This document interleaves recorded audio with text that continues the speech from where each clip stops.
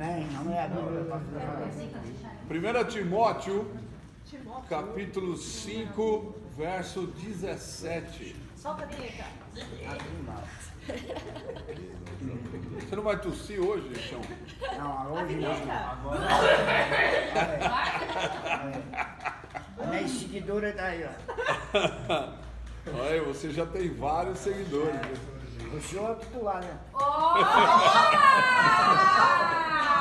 Tá afiada essa cobra. Eu torço por você, Sebastião. Pastor. Agora não é menina, né, pastor? Vamos passar por X, né? Tá gravando, hein? Parou. Vamos lá então. A Bíblia, ela nos diz o seguinte, 1 Timóteo capítulo 5, verso 17.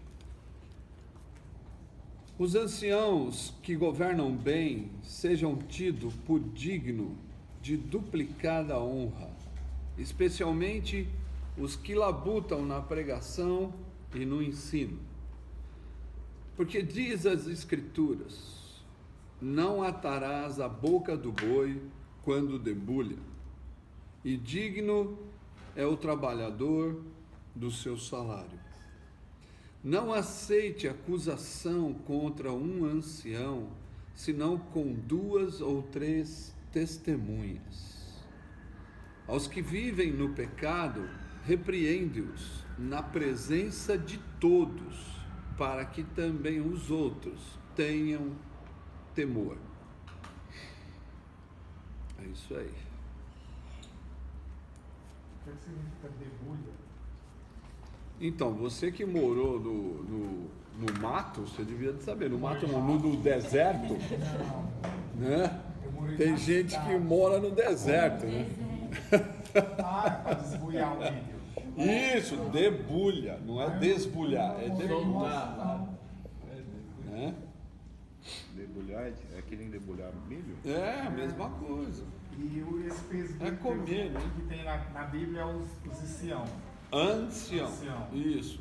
Presbítero é uma pessoa experimentada, não é uma função. Na igreja primitiva, ela passou a ser uma função, mas eram todos os homens experimentados na fé.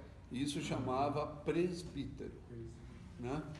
Porque a tradução de presbítero é ancião, velho, pessoa experimentada, né? Tá bom? No Novo Testamento, presbítero é velho, não é uma posição hierárquica como hoje, né? É uma vida que a pessoa precisa passar para poder ser presbítero, né? Não é qualquer um que poderia ser, né? Tem que estar experimentado na fé. E Paulo está escrevendo da cadeia. E se Paulo está escrevendo da cadeia, se isso é certo que ele está escrevendo da cadeia, então ele estava sendo perseguido. Não só ele perseguido, mas todos aqueles que professavam a fé em Cristo Jesus. Então o presbítero não era para qualquer um, era para aquele que já tinha experimentado a perseguição devido à fé do mesmo, né?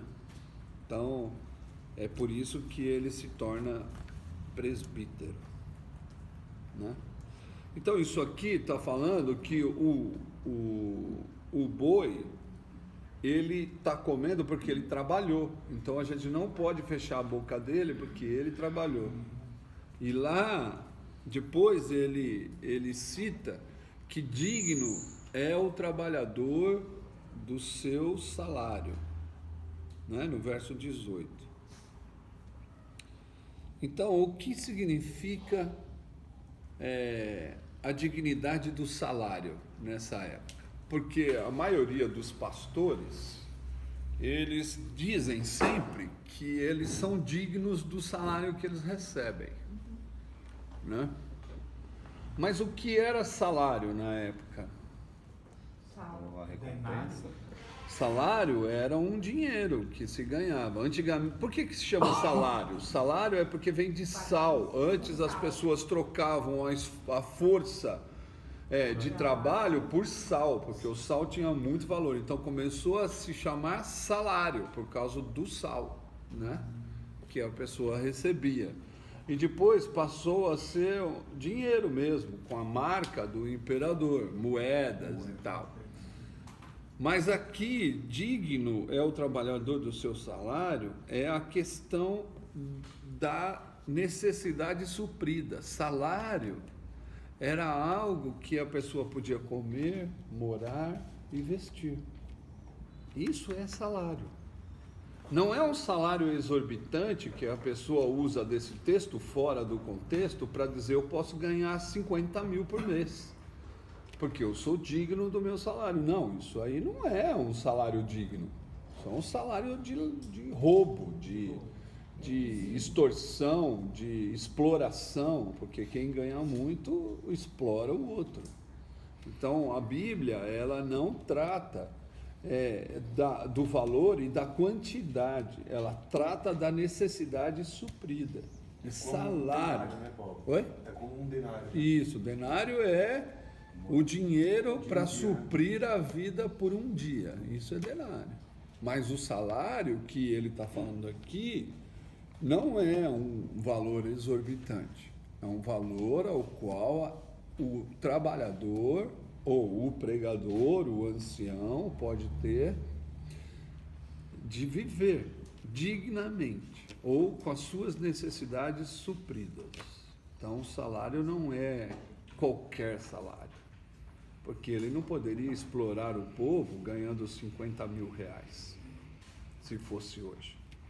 Isso não é um salário digno, é um salário de exploração, né? E aí as pessoas querem chegar a ter um salário de exploração. Suas necessidades estão supridas? Você está morando? Você está comendo? Você está vivendo? Então esse é o salário digno que você tem. Então todos nós aqui temos um salário digno. Por quê? Porque todos nós comemos, todos nós vestimos, todos nós moramos. Então isso é dignidade. Então não tem escala para você chegar até o topo do salário que você deseja. Não existe um salário desejado, existe um salário que supre necessidades.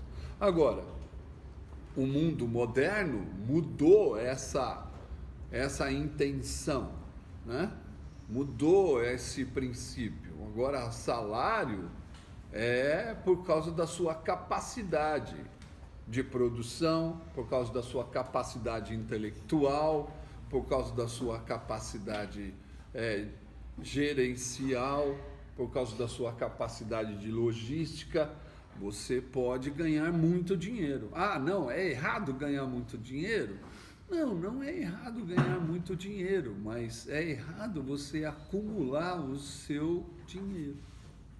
Se você ganhar muito e você distribui muito, e você divide muito, não tem problema nenhum, porque você sabe viver com a necessidade suprida. Paulo vai dizer para Timóteo, olha, se você tiver o que comer e o que vestir, dá-se por satisfeito. Isso é o salário. Eu estou comendo, estou vivendo e estou vestindo. Já está bom. Já tem mais do que o Senhor Jesus. Porque o Senhor Jesus era um destravesseirado. Ele não tinha um travesseiro para dormir, né? Ele mesmo diz que ele não tinha onde reclinar a cabeça. Então a gente tem que olhar para o Cristo. O Cristo não tinha onde reclinar a cabeça. Mas as necessidades do grupo ao qual ele andava, todas as necessidades estavam supridas. Hoje nós queremos ganhar muito porque nós temos muito desejo. Por isso que queremos ganhar muito, porque queremos ter tudo o que o mundo oferece, ou que as propagandas oferecem. Ontem mesmo eu disse sobre um livro de finanças, que é Metacompetência, o nome do livro. Ele vai dizer que é muito engraçado as pessoas comprarem o que elas não precisam para viver com o dinheiro que ela não tem para mostrar para os outros Quem ela não é. quem para os inimigos dela, quem ela não é. Então, essa é a sacada do marketing. Porque o marketing, ele alimenta o seu desejo. E você tendo desejo, você vai querer ganhar mais para poder adquirir mais e acumular mais.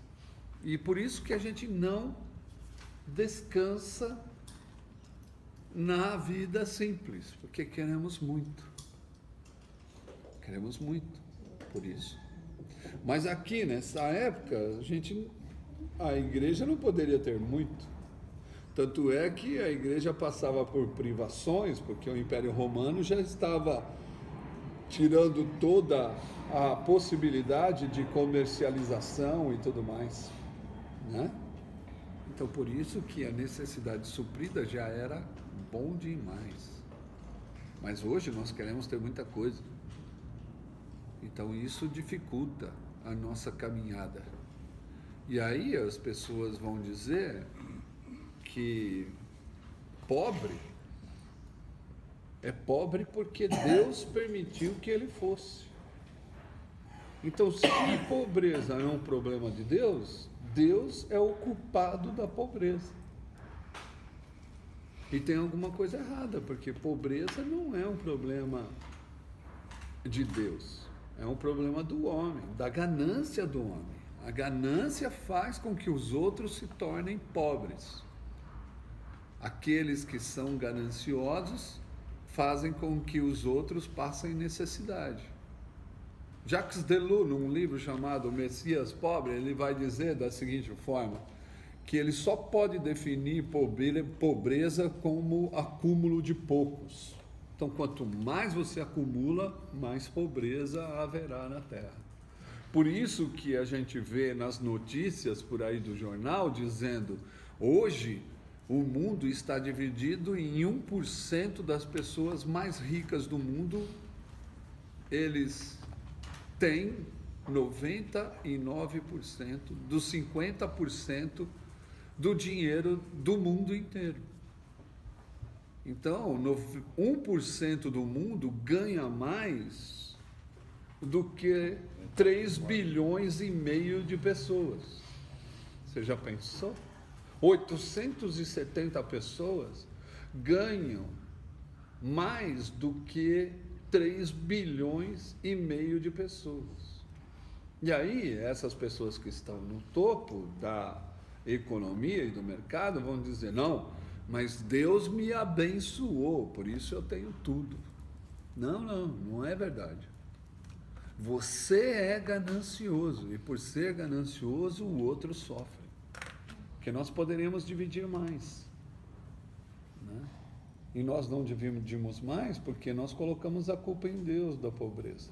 Por que eles estão pobres? Porque Deus permitiu. Ele nasceu pobre, vai morrer pobre. Não é isso. As pessoas são pobres porque os outros enriqueceram por causa dos pobres. Hein? Oi? E aqueles que não têm vontade de trabalhar? Então, Acostumado. isso é uma das vertentes da pobreza, né? Aí, eu não estou falando dessa situação, eu estou falando da situação global, né? Porque isso é muito local. A pessoa não querer trabalhar é muito ínfimo a porcentagem em relação à quantidade de pobres que gostaria de ter uma oportunidade, né? Então, a gente qualifica pelos piores. São Paulo, a qualidade de assalariado vem ligado à ganância? Não, vem por causa da troca de serviço, a troca de força humana pelo salário, pelo sal. Não é? A definição de salário é para trocar pela força de trabalho que você tem. Então aqui todos nós temos uma força de trabalho. E todos nós comemos, moramos, vestimos, tomamos banho, temos a nossa vida toda suprida, né? Mas quando você conversa com as pessoas, elas querem sair para trabalhar, porque elas acham que esse trabalho aqui não é remunerado. Mas se você for fazer a conta de quanto você vale aqui, você vale mais do que você ganha lá fora, né? Você vale muito mais do que você ganha lá fora. Se você for morar fora, você vai gastar aproximadamente 60% do seu salário numa casa, na comida, na luz, na água, na roupa, Até Ainda mais. fica devendo. né? A moça na favela ganha 850, ela paga 450 de aluguel. Então, mas aí tem o desejo, que não vai permitir que você viva só assim. Você vai querer ter uma televisão de 50 polegadas, Full HD, XLT, né? O último Vai se penhorar. top da galáxia, mano. Entendeu?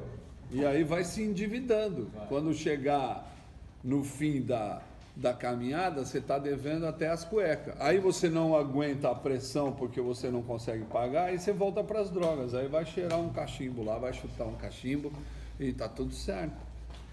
E vai ficar devendo o resto da sua vida. O desejo faz a gente ir aonde nós não deveríamos e gastar o dinheiro que nós não temos. Então, o salário a gente sai fora, mas o salário é isso, é ter tudo suprido, tudo, né? Então é isso.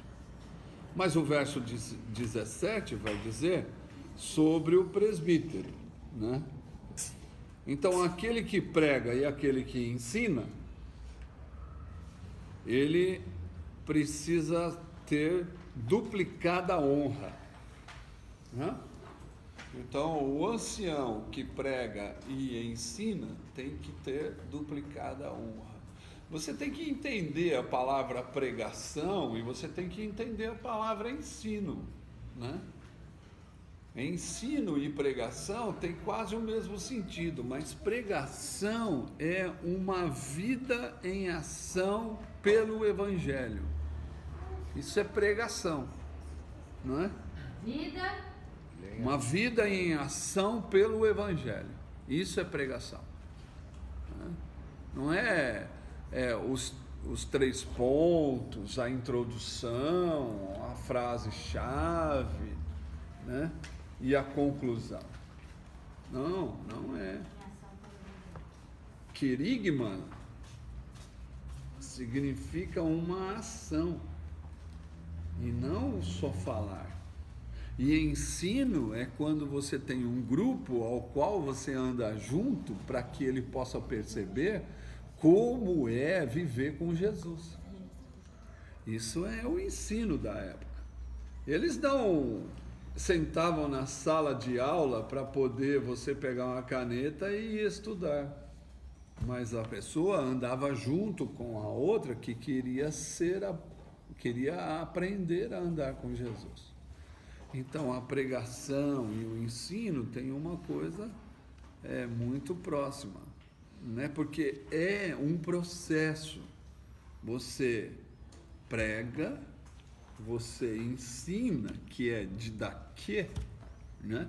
Que vem de uma vertente de diácono, que é servir. Então, você só pode ensinar se você serve, né? Não adianta nada você querer ensinar se você não serve.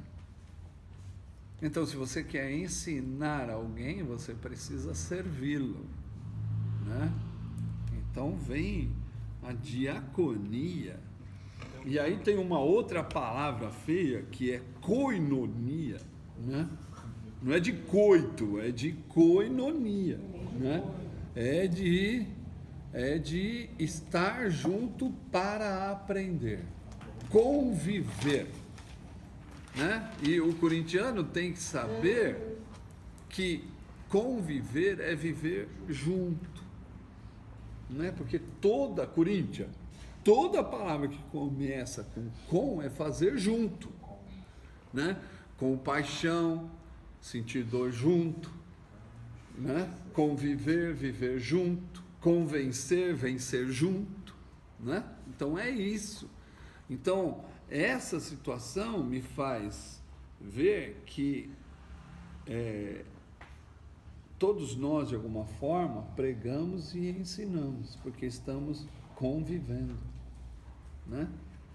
Então todos nós temos a responsabilidade de mostrar Jesus e de ensinar o caminho para chegar lá. Todos nós, né? Então essa é a coisa. Aí ele vai dizer que para você falar mal de mim, você precisa 2 testemunhas. Você não pode falar mal de mim, porque eu sou um velho. Agora, qual mais velho e experimentado tem na mesa? O vô. O vô deveria de ser experimentado na fé, né? Porque é velho. E depois é o Rubevan, outro velho, né? Então, não, eu já me coloquei como o principal pecador, né? Entendeu? Mas é assim que nós vemos. E para você falar mal de um ancião, você tem que levar 2 pessoas como testemunha. Isso evita fofoca. Se você está fofocando, você está atrapalhando o reino de Deus. Se você vê algo aqui e você fofoca lá fora, você está fofocando e isso vai prejudicar a vida comunitária. Você tem que parar de fazer fofoca. Quando você olha os erros da Sílvia, você tem que perceber se existem 2 pessoas a mais do que você, para você falar para ela do erro dela. Então, quanto mais experimentado, mais difícil é de falar mal. Então, olha como é a cultura oriental. Até para falar mal do velho, você está ferrado. Você tem que procurar 2 testemunhas. Entendeu? E o ancião, ele é considerado um cara porque ele prega e ensina, né? E Paulo vai dizer que aquele que ensina deve receber do aluno. O aluno tem que pagar. Por isso que talvez essa casa não funcione direito. Porque você não paga nada para mim. Você tem que pagar, mano. Eu tenho que ficar lá na rede e você ir lá e falar para mim, perguntar para mim o que você deve fazer. E eu lá na rede, assim, Tá achando que é o cartão de veloz? com uma água de coco e tal. Quando você for pro céu, Então é isso. Vai chegar. Tá perto, mano. você aperta o botão. Então eu não posso levantar a mão, senão Jesus me leva. Ô Papito, quando ele fala dessa honra duplicada, é a mesma honra que a gente tem que dar para a viúva de um relacionamento profundo? Ou... Isso, é a mesma coisa. Mesma coisa. Mesma coisa. Você tem que se relacionar profundamente com esse cara, né? Então não é essa honra que a gente aprende aí, né? Não. Que é botar um cara no pedestal, Isso. dar tudo pra Não, ele. não existe esse negócio do evangelho, mano. O evangelho todos são iguais. Nós temos funções diferentes, mas todos nós somos iguais, né? Infelizmente, eu sou o administrador, eu tenho que administrar a baderna aqui. Então, eu tenho que falar o que tem que ser feito, né? Mas depois que eu faltar, já tem pessoas querendo sentar no meu lugar e Aê, levar, Fel! né? Grava o fel, grava o fel. Entendeu? Então é essa coisa, mas é um organismo, é vivo o negócio, né? Então, o corpo funciona, por quê? Porque a cabeça funciona, o coração bate, o pulmão respira. Então é essa coisa que vai fazer com que o organismo seja vivo, né? Então essa é uma situação que a gente precisa aprender. E aí a gente fica aqui chateado quando a gente fala ou dá bronca ou fala as coisas na mesa. Olha aqui o princípio do verso 20. Aos que vivem no pecado, repreende-os na presença De todos. de todos. Para que também os demais Isso, isso. Para os demais não fazem. Então, quando você recebe uma bronca na mesa, ou na frente de todos, que você vai, ai, precisava falar na frente de todo mundo, né? Então, pensa nesse verso, né? Pense nesse verso. Se você fez alguma coisa errada, mano, todo mundo tem que saber que tu errou, cara, né? E aí isso vai cair um temor. E temor não é ter medo, né? A gente precisa aprender que temor não é ter medo. Medo, pavor, isso não é temor. Temor é ter medo de magoar a pessoa que você mais ama. Isso é temor. Quando você magoa uma pessoa que você ama, você perdeu o temor. Agora, quando você tem medo de magoar a pessoa que você ama, isso é temor, né? Então, o que ele está falando? Ele está falando para repreender a pessoa, para que o temor volte, né? Porque as pessoas já perderam, né? Já perderam o medo de magoar, já estão se magoando, né? Então, essa é uma condição da vida cristã. Por isso, nós tratamos na mesa as coisas certas e erradas, mais as erradas do que as certas, né? Porque a gente sempre pensa que fazer certo é o necessário, né? Não fez mais do que obrigação. Fez certo, não fez mais do que obrigação, né? Fez errado, precisa trazer para perto. Então é dessa forma que a gente tem que viver. Então aqui a gente tem algumas condições. Primeira condição é você honrar o ancião que ensina e prega. Então você tem que honrar. Você não pode falar mal do ancião se não tiver duas testemunhas e ele junto, né? Isso é outra coisa que você aprendeu. A outra coisa que você aprendeu é que o salário não pode ser exorbitante, né? Não pode ser de exploração, né? Outra coisa que você aprendeu é que todos que errarem precisa aparecer em algum lugar. E a igreja do primeiro, do segundo século era uma mesa igual a essa, onde todo mundo sentava, batia papo e lia as cartas. Então acontecia aqui, na mesa. Acontecia nas mesas das casas, né? Então, quando você vê alguém errando, você tem que falar que está errado na mesa. E você que está recebendo a bronca, você não tem que ficar mais com raiva porque a pessoa falou. É que isso vai trazer o temor de volta, que nós perdemos. Medo de magoar, nós já banimos da nossa vida. Tá bom? É isso aí. Bom dia. Vamos tomar café. Passa aí. Solta a vinheta.